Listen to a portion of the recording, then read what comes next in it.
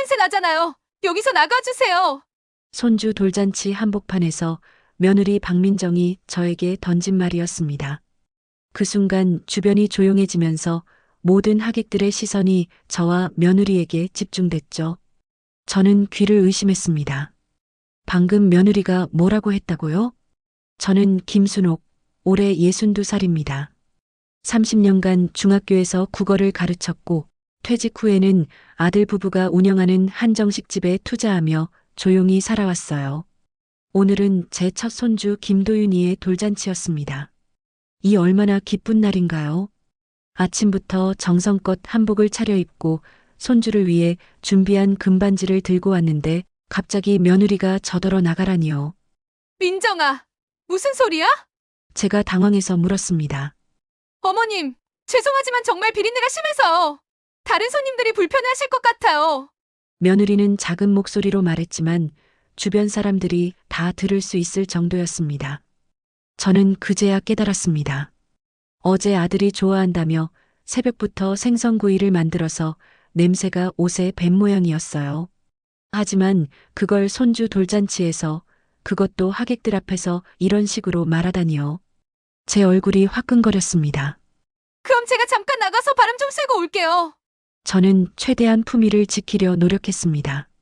하지만 며느리의 다음 말은 더욱 충격적이었어요. 아니에요. 그냥 오늘은 집에 가서 쉬세요. 돌잔치는 저희가 알아서 할게요. 그러니까 제 손주 돌잔치에서 저보고 집에 가라는 거죠? 믿을 수가 없었습니다. 주변 하객들도 웅성거리기 시작했어요.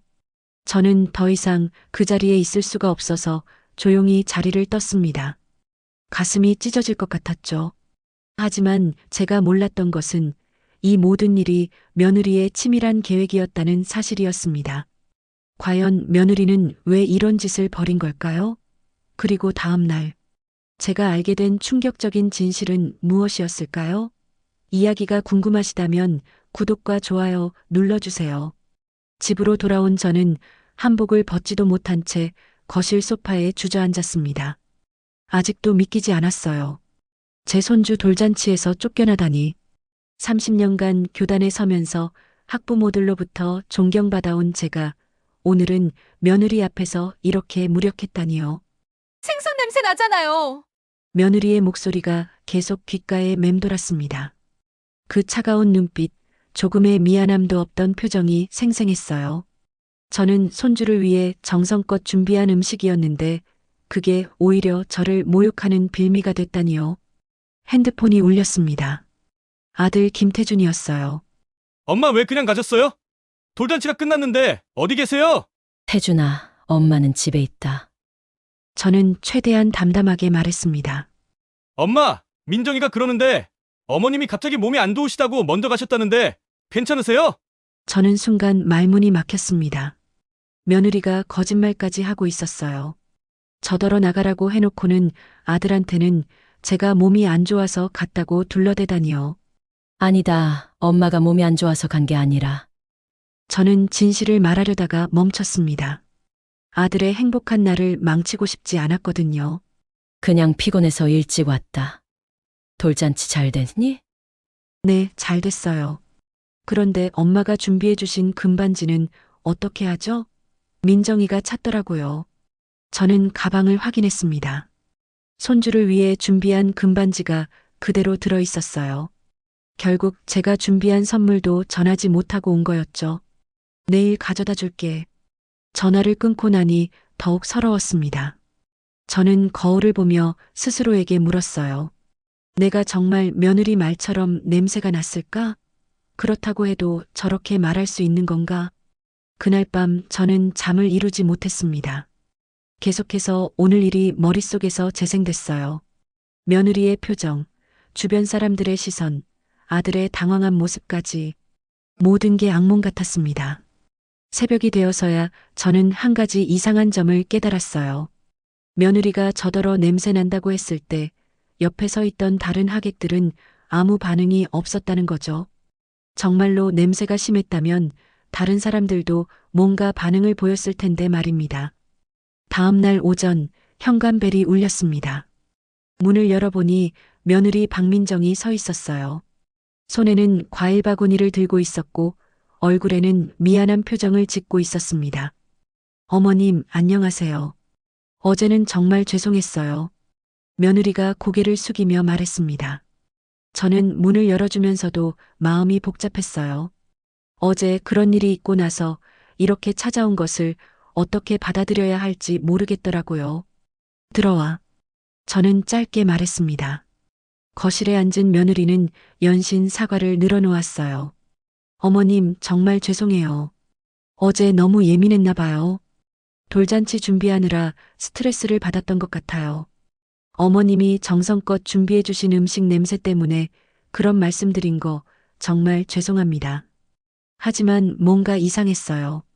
며느리의 사과가 진심으로 들리지 않았거든요. 말로는 미안하다고 하지만 눈빛은 차가웠습니다. 민정아, 솔직히 말해다. 어제 일이 그냥 실수였니? 저는 직접적으로 물어봤습니다. 네, 어머님. 정말 실수였어요. 앞으로는 절대 그런 일 없을 거예요. 며느리는 대답했지만 시선을 피하고 있었어요. 저는 교사 경험으로 거짓말하는 아이들을 많이 봐왔는데 며느리의 행동이 딱 그랬습니다. 그런데 민정아, 태준이한테는 왜 내가 몸이 안 좋아서 일찍 갔다고 했니? 며느리의 얼굴이 순간 굳어졌어요. 그게 오빠가 걱정할까 봐서요. 어머님이 서운해하실까 봐 그냥 그렇게 말씀드렸어요. 거짓말하지 마라. 저는 단호하게 말했습니다. 넌 분명히 계획적으로 그런 짓을 한 거야. 왜 그랬는지 솔직히 말해봐. 며느리는 잠시 당황한 기색을 보이더니 이내 진정했어요. 어머님, 무슨 말씀이세요? 정말 실수였어요. 너무 깊게 생각하지 마세요. 그러더니 갑자기 울음을 터뜨렸습니다. 어머님이 저를 이렇게 의심하시니까 너무 서러워요. 정말 미안해서 찾아온 건데. 저는 며느리의 갑작스러운 눈물에 당황했어요. 하지만 뭔가 연기 같다는 생각이 들었습니다. 눈물은 흘리고 있지만 표정이 부자연스러웠거든요. 울지 마라. 그냥 앞으로는 조심하자. 저는 더 이상 추궁하지 않기로 했습니다. 며느리는 과일 바구니를 두고 갔어요. 하지만 저는 확신했습니다. 어제 일은 절대 실수가 아니었다고요. 며느리가 간 후 저는 계속 이상한 기분이 들었습니다. 뭔가 석연치 않은 구석이 많았어요. 그래서 저는 어제 돌잔치에 참석했던 제 친구 이영숙에게 전화를 걸었습니다. 영숙아, 나야. 어제 돌잔치에서 혹시 내가 냄새 났니? 무슨 소리야? 냄새?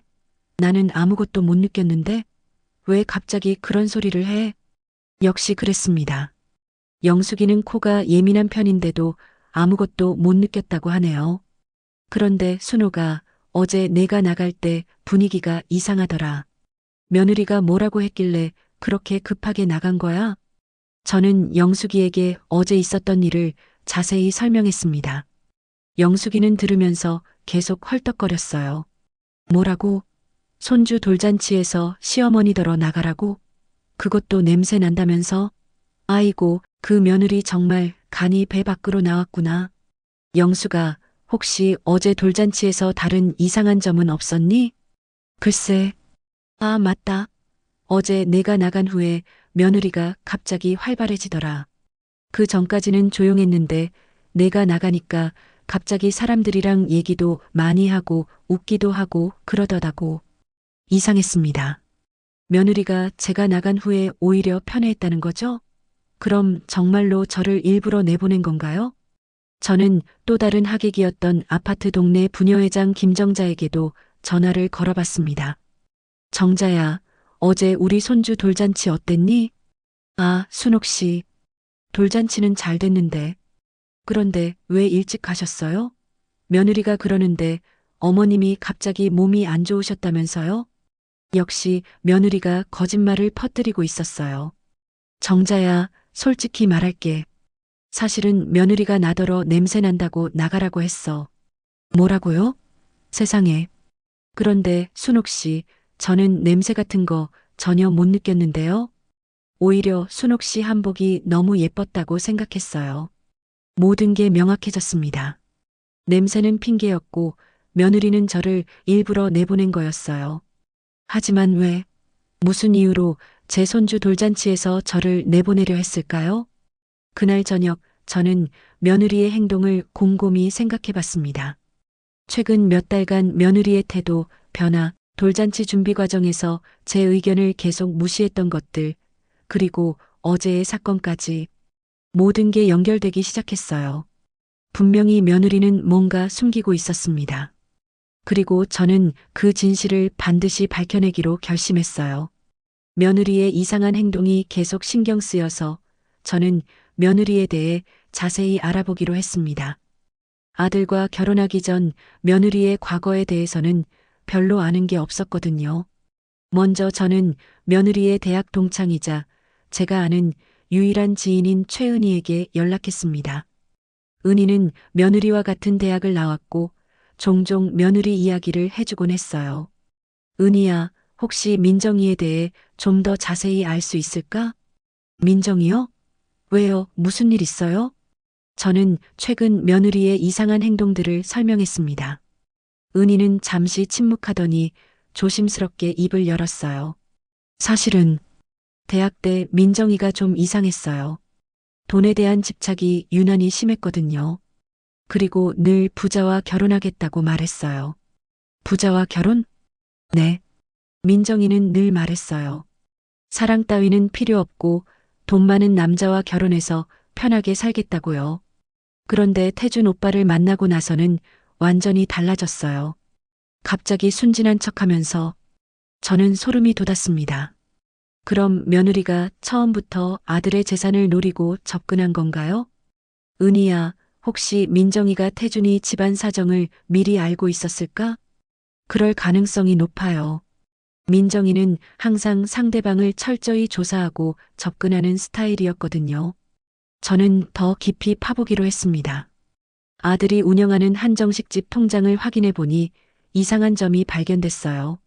최근 몇 달간 큰 돈이 계속 빠져나가고 있었는데 아들에게 물어보니 모르겠다고 하더라고요. 태준아, 이 돈은 뭐에 쓴 거니?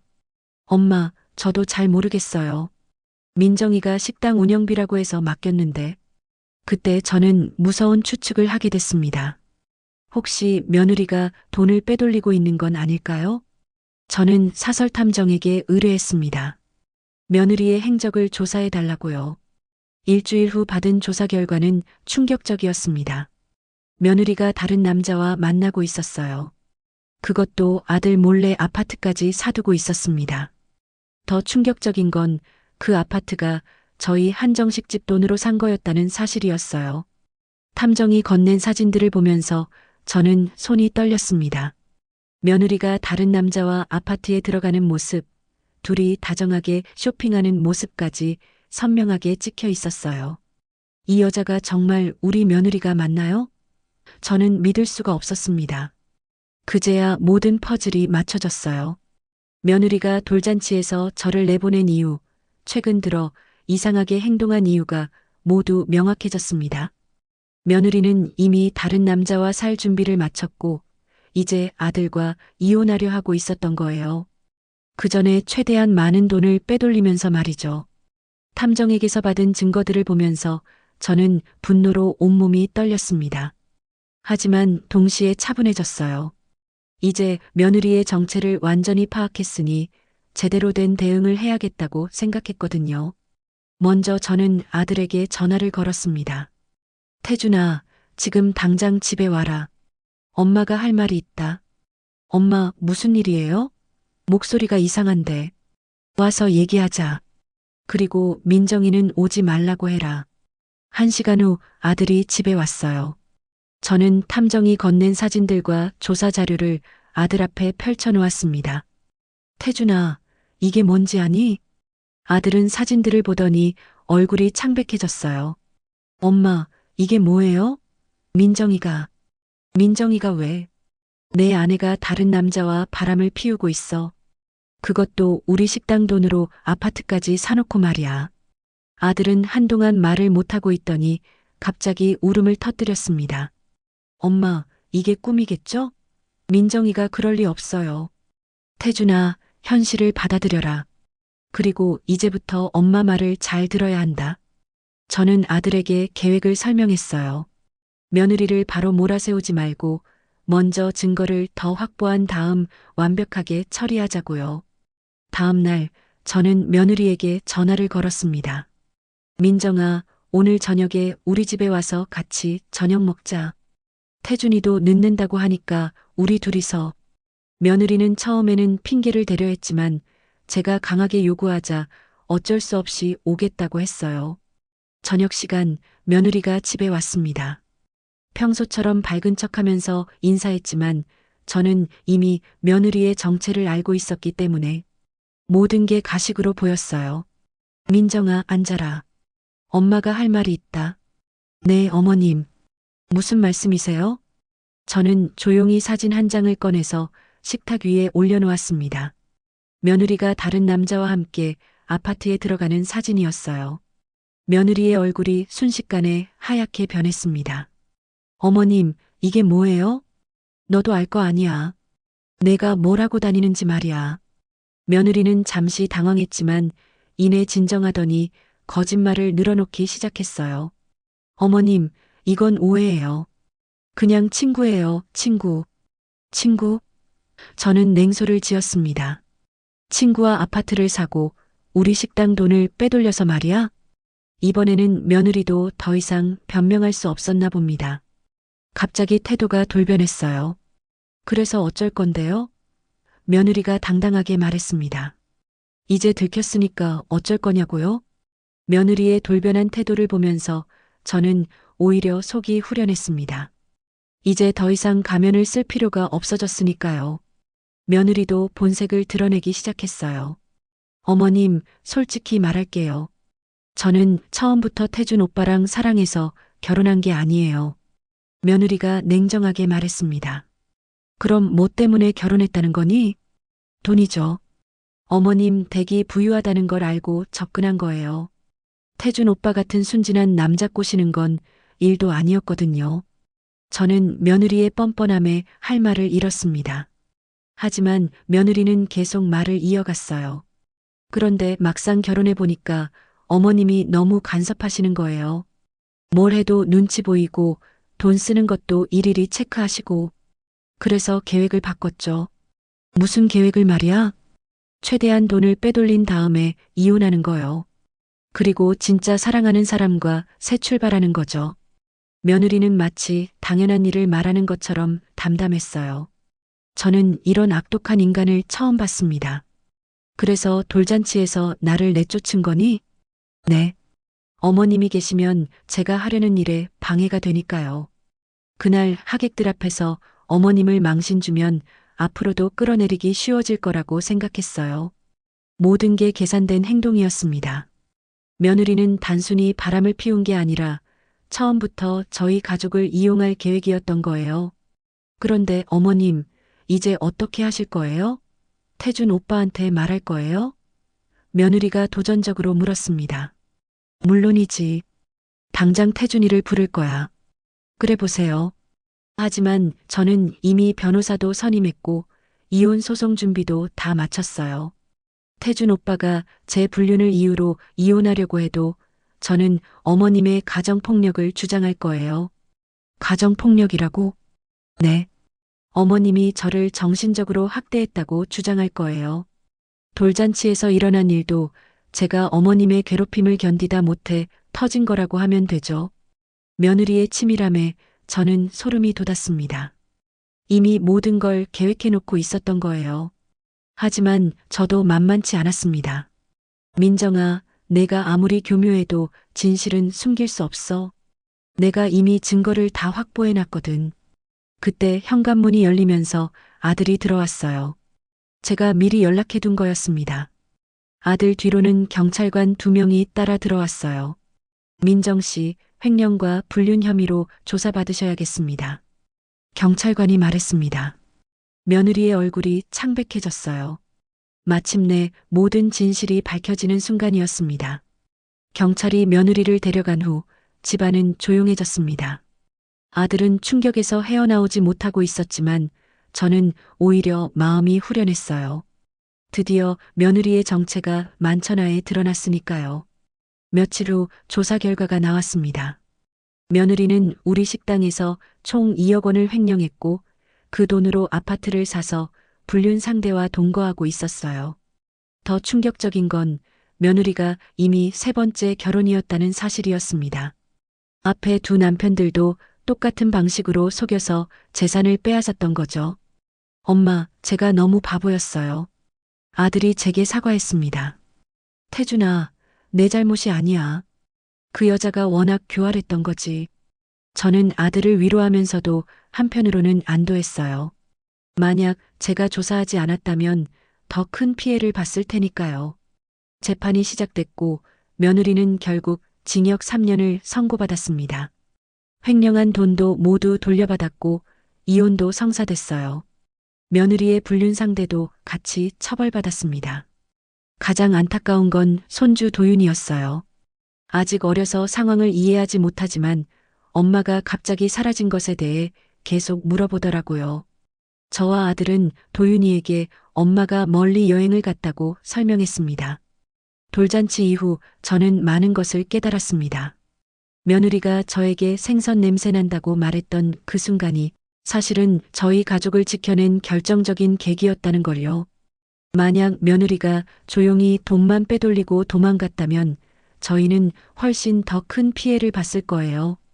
아들은 이혼 후 도윤이를 혼자 키우느라 힘들어했지만 저와 함께 잘 해내고 있습니다. 한정식 집도 다시 정상 궤도에 올라섰고 무엇보다 우리 가족이 다시 평화를 찾았어요. 며느리가 감옥에 간 후 그녀의 친구들이 찾아와서 사과하기도 했어요. 모두들 며느리의 진짜 모습을 몰랐다면서 저희 가족에게 미안하다고 했습니다. 특히 최은희는 진작 말했어야 했는데 망설였다면서 많이 후회하더라고요. 요즘 저는 도윤이와 함께 보내는 시간이 가장 행복합니다. 손주는 점점 자라면서 더욱 똑똑해지고 있어요. 며느리 닮은 구석은 하나도 없고 아들과 저를 많이 닮았더라고요.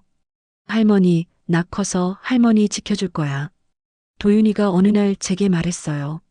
우리 도윤이가 벌써 이렇게 의젓하네. 저는 손주를 꼭 안아주었습니다. 아들도 요즘에는 새로운 사람을 만나고 있어요. 이번에는 제가 직접 확인하고 만나라고 했습니다. 착하고 성실한 여자더라고요. 도윤이도 그분을 무척 좋아해요. 생각해보니 며느리가 저에게 했던 모욕이 오히려 우리 가족을 구원했습니다. 만약 그런 일이 없었다면 저는 며느리를 의심하지 않았을 테고 며느리는 계속해서 우리를 속였을 거예요. 지금도 가끔 그날 돌잔치 생각이 납니다. 하객들 앞에서 모욕당했던 그 순간의 분노와 수치심 말이죠.